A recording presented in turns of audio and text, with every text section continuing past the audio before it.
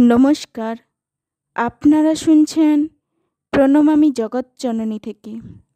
রবীন্দ্রনাথ ঠাকুর বলেছিলেন, ভারতকে জানতে হলে আগে বিবেকানন্দকে জানো।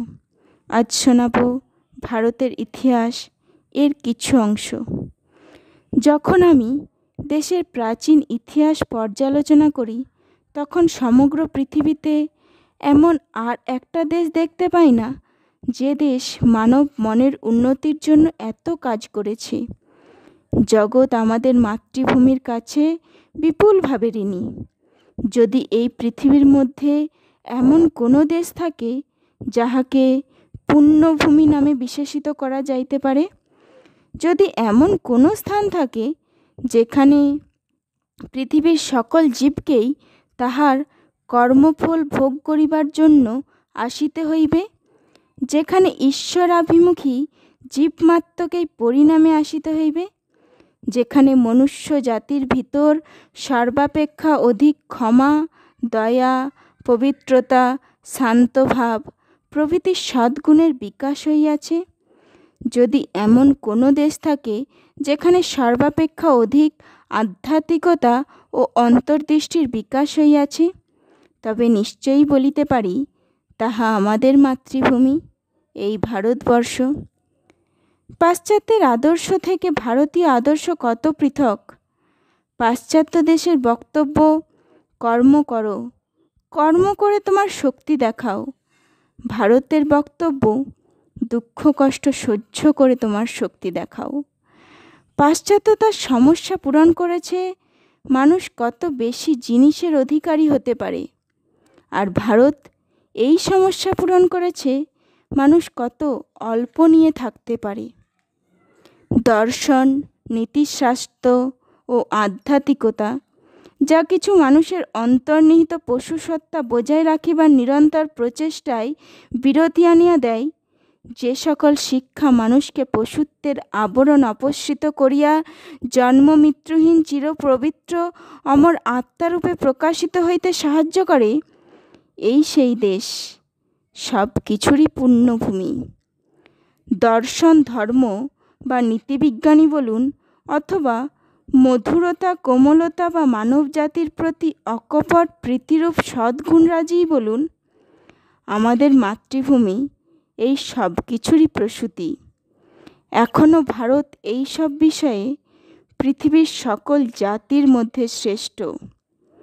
তোমাদের অর্থাৎ খ্রিস্টানদের ধর্ম যখন কল্পনাতেও উদ্ভূত হয় নাই, তাহার অন্তত 300 বৎসর আগে আমাদের ধর্ম সুপ্রতিষ্ঠিত।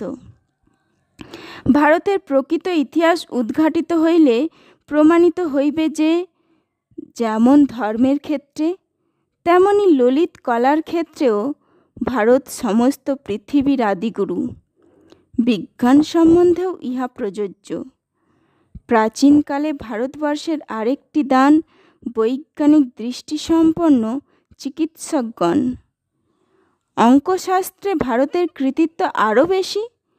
বীজগণিত, জ্যামিতি, জ্যোতির্বিদ্যা ও বর্তমান বিজ্ঞানের বিজয় গৌরবস্বরূপ মিশ্র গণিত, ইহাদের সবগুলিই ভারতবর্ষে উদ্ভাবিত হয়। বর্তমান সভ্যতার প্রধান ভিত্তিপ্রস্তর স্বরূপ সংখ্যা দশকও ভারত মনীষার সৃষ্টি। 10টি সংখ্যাবাচক দশমিক শব্দ বাস্তবিক সংস্কৃত ভাষার শব্দ। দর্শনের ক্ষেত্রে আমরা এখনো পর্যন্ত অপর যে কোনো জাতি অপেক্ষা অনেক উপরে রহিয়াছি। সঙ্গীতে ভারত জগৎকে দিয়াছে প্রধান 7টি স্বর এবং সুরের 3টি গ্রামসহ স্বরলিপি প্রণালী। ভাষা বিজ্ঞানের ক্ষেত্রে ইহা এখন সর্ববাদিসম্মত যে আমাদের সংস্কৃত ভাষা যাবতীয় ইউরোপীয় ভাষার ভিত্তি। সাহিত্যের ক্ষেত্রে আমাদের মহাকাব্য, কাব্য ও নাটক অপর যে কোনো ভাষার শ্রেষ্ঠ রচনার সমতুল্য। শিল্পকলার ক্ষেত্রে ভারতই প্রথম তুলা ও লাল রং উৎপাদন করে এবং সর্বপ্রকার অলঙ্কার নির্মাণেও প্রভূত দক্ষতা দেখায়। চিনি ভারতেই প্রথম প্রস্তুত হইয়াছিল। ইংরেজি সুগার কথাটি সংস্কৃত শর্করা হইতে উৎপন্ন। সর্বশেষে উল্লেখ করা যাইতে পারে যে দাবা, তাস ও পাশা খেলা ভারতেই আবিষ্কৃত হয়। বিশ্বের নিকট ভারতের বাণী হইল, প্রথমত তাহার মঙ্গলেচ্ছা, অহিতের প্রতিদানে ভারত দিয়া চলে হিত। এই মহৎ আদর্শের উৎপত্তি ভারতেই। ভারত উহা কার্যে পরিণত করিতে জানে। পরিশেষে ভারতের বাণী হইল প্রশান্তি, সাধুতা, ধৈর্য ও মৃদুতা আখেরে জয়ী হইবেই। নমস্কার, আজ এই পর্যন্তই।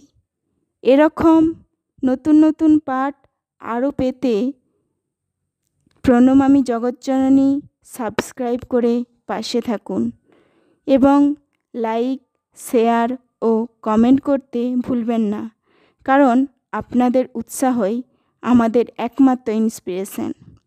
আজ বিদায়, ধন্যবাদ।